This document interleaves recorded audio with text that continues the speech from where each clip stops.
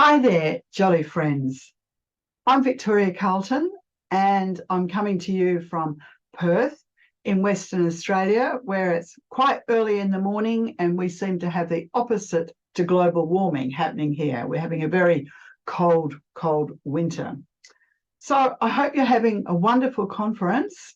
I hope you're having lots of time to be able to interact with each other and pick up great ideas to take back to your own schools and centres.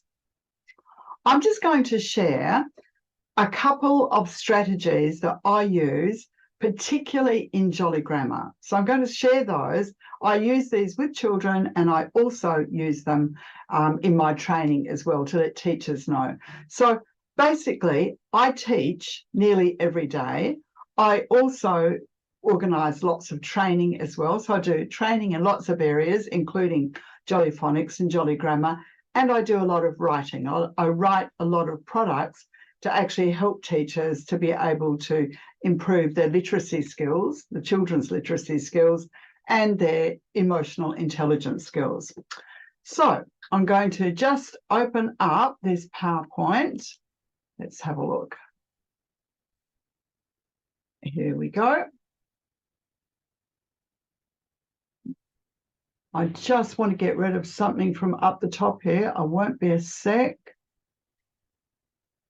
All right, before I start, I want to acknowledge the traditional owners and custodians of this land, the Noongar Whadjuk people, and I want to pay my respect to their elders, past and present. So I've been teaching Jolly Phonics and Jolly Grammar for so many years now, and I truly do believe that they are the best building blocks for literacy. There are a lot of other programs out there, and they're good. There are all sorts of things to commend them, but I still get my best results with Jolly Phonics and Jolly Grammar, which is why I'm still jolly using them. So my first big tip is always go straight from your Jolly Grammar lesson to writing and get your students to use whatever you have just taught.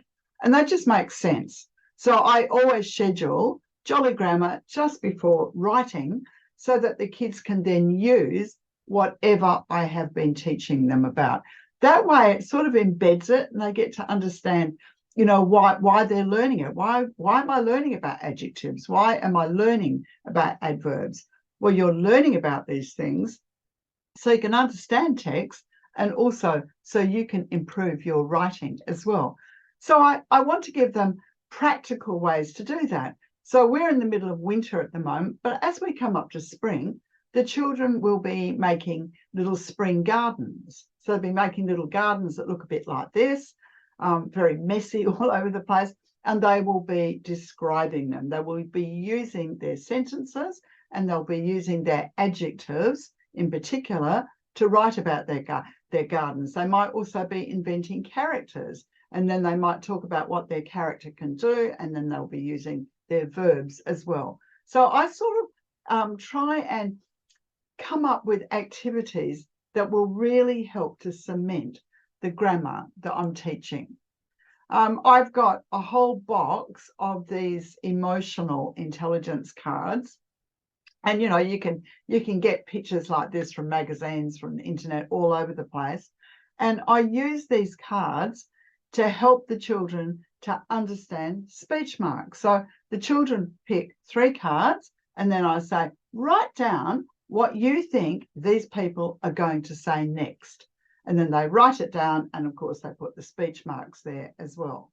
So when we're doing speech marks, I usually use something like the photo cards. Sometimes I'll pick 2 cards and I'll say, what might this person be saying to this person? So when you're doing speech marks, you can do a lot of work in the area of emotional intelligence as well.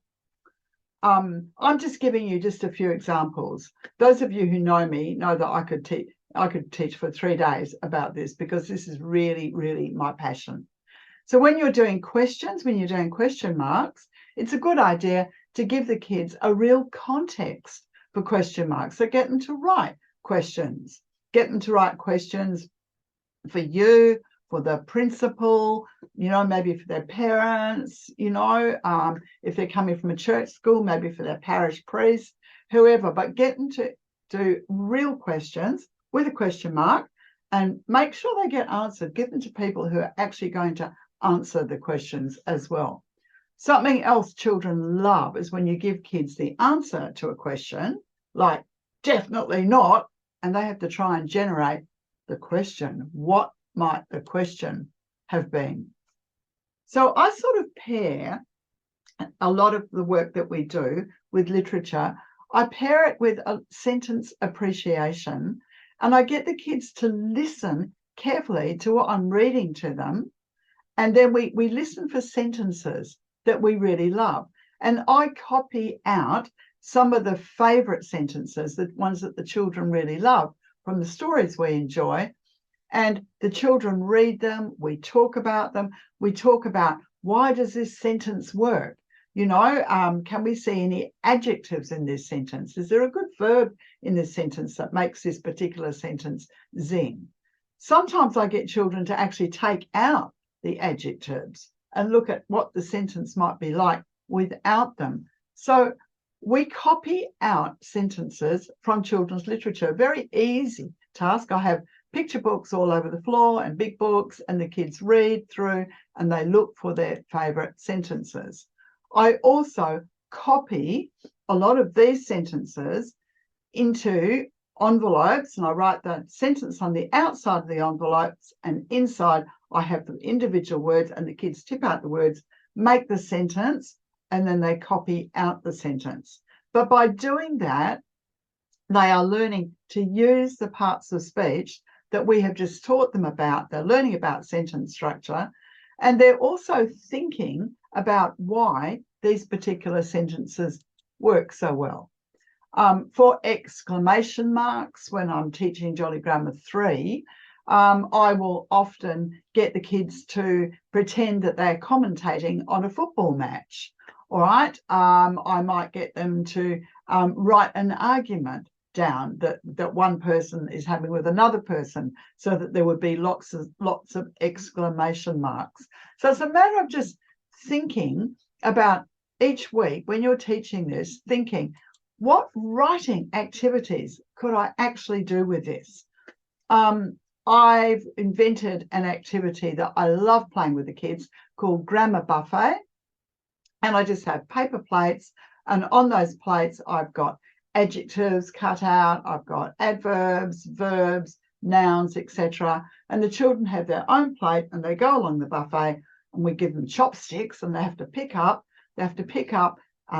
parts of speech.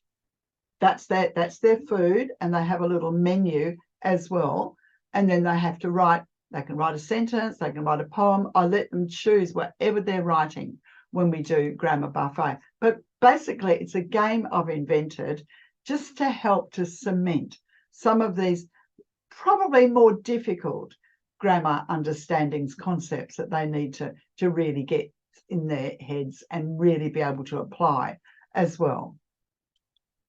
My second one, so that's my first one, is always go straight from the writing into your writing after your grammar. And in my training, I often give the teachers some ideas for this. So sometimes I'll give them, 10 lessons from Jolly Grammar 2 or Jolly Grammar 3. I might say, you could do these 10 topics for writing, at this time. It's just to get teachers started, because if teachers have not been thinking like this, sometimes it's a little hard for them to really understand what you mean, and they need to be given some models. So my second big tip, this is what I do with children nearly every day, is I use children's literature, good books, as what I call mentor texts. And you can see me here with my very good friend here, Chu Ye in Singapore. So we're sitting in her centre, in her training room, and we're going through a whole heap of Pat Hutchins books, looking to see how we can use those in Jolly Grammar workshops. So that really means looking at a book like The Dot and thinking, oh, that book has got some great adjectives. I could use that book when I'm revising adjectives. I could read them this book, and the children could listen out for the great adjectives in this book. So to be able to use mentor texts, that means using books as mentors, you need to know a bit about children's literature. You need to dive into your school library, or into your neighbourhood library, and choose some books and look for the parts of speech or the parts of sentences, whatever it is to do with sentence structure, whatever you're teaching, look for books that will really build understanding about this, so the children can see that real authors actually use the concepts that they are learning. So this one, When Mum Turned Into a Monster, a little bit hard to get hold of this book at the moment. This book is so good for speech marks. Very, very funny. Children always, always, always love it. All right, so that's a great book for speech marks. I've got lists and lists of these. So if you want any more information, you can contact me individually. That's fine. I like using this book when we're talking about days of the week, and when they come into the spelling list. Today we have no plans, and we talk about, each day, what do we do each day? What's the best day of the week? And the kids write about their favorite day of the week. And this book is so good to help the kids to understand that. It is a brilliant book. It goes through all the different days of the week where the kids are busy doing, swimming training, band training, all sorts of things. But on Sundays, sometimes they do nothing. They sit around in their PJs and have a lot of fun, do absolutely nothing. Another book I use a lot when I want to do superlatives with children, all right, Whatever by William B. I also use this book a lot when I want to show children that short sentences can really, really work well too. Because by the time I get my kids to about Jolly Grammar 2 level, they're often coming up with very flowery long sentences because I think that's what I'm looking for. And I want to show them that sometimes a short sentence can be very punchy and can really say exactly what you mean. So this book is a mentor text, and it's a book that I use a lot with children. When I want kids to really love language, to really listen to words, to listen to how a great author can weave words together, I'll read them Falling Angels. And I've read this to thousands of teachers too in my workshops. It's by Colin Thompson. It uses, I haven't got time to read this to you, but it uses the very, very best adjectives. It uses all different parts of speech. It uses great paragraphs. It's very uses lots of interesting metaphors. The book is incredible. So if you haven't read it, get it from your library and read it, Falling Angels. And, there are so many other books as well. Like for when we're doing the alphabet, revising the alphabet, I picked up this book, ABC Dreaming, when I was in Northern Territory to do some work with the university last year, all about Jolly Phonics and Jolly Grammar. And this book is a fantastic alphabet book. So when I'm working with Indigenous kids, they love this. In fact, all kids love this book. Another one that really works well for me is Alphabet City. Alphabet City by Stephen Johnson. It's a very good book for me because I work with a lot of children who are dyslexic, and they're very, very good in terms of their artwork and they're very visual, but they have a lot of trouble with the letters and remembering the sounds and blending the sounds. But in this book, they actually look in the environment for letter shapes. So we go for a walk and we look for letter shapes. If I'm doing proper nouns, I like to use Chrysanthemum. Chrysanthemum is a fantastic book by Kevin Hanks. Fantastic book for getting kids to see how proper nouns get used, right? And possibilities. And then I get the kids to write about their name. How did their name get to be chosen? So using books as mentor texts and getting kids to write about what you just taught them in Jolly Grammar, those things really, really work. When you use mentor texts, the children could list the part of speech that you're featuring, and then they might write down some examples underneath. It depends what age they are, but it trains kids to use their ears to listen for a purpose. I often give the kids a signal to do. So if they're listening to adjectives, we might do the adjectives action. If we are listening to proper nouns, we might do the proper noun action. But when they do an action, I can see that they're really listening, and it keeps them involved and active in the activity as well. For older kids, they love using a little whiteboard, and they love listing the part of speech that you are really concentrating on. So, for instance, I want to teach the kids about adverbs next week, and so I will be reading some books, and I'll give them whiteboards, and they will be listening for adverbs as I'm reading a book to them, and then they will be writing those adverbs down. And of course, they also get the books and they copy adverbs down as well. So it sort of depends at what grade level they are. I actually use these activities going straight to writing from Jolly Grammar, and also using mentor texts with children. I use these activities from Jolly Grammar 1 all the way through to Jolly Grammar 6. So the thing is, we've got to make this stuff really work, because it is so important. It is so important that children understand how to read, how to decode, how to write sentences, how sentences are made, how they're structured, how grammar works, all of these things. We have to teach all this stuff, but we've got to teach it with passion, and we've got to teach it with creativity. I had a little girl once called Anastasia, and she really taught me about this. She came into my centre crying one day. The term had just started and she was crying, and I asked her what was wrong, and she thrust this note into my hand. And when I read it, I nearly cried, and I said to her, Anastasia, can I share that with teachers? And she looked at me and she said, I want you to. So here it is. All my imagination has to be locked up. I feel sad about this because school has started again. I have no time to imagine anymore. How sad is that? We want the opposite to happen. And for Anastasia, she was in a school where the teacher was trying to help her a lot, and she was working with her at lunchtimes, after schools and whatnot. And Anastasia didn't get to play. She didn't get to do very much art and craft, all the things that she loved, and she loved to be able to imagine.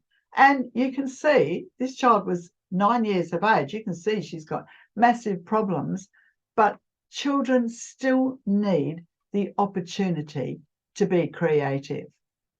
So thank you very, very much for listening to everything that I've got to say about this. You most definitely will be helped if you stay on the Jolly Road, and your children will be too. And please do stay in touch.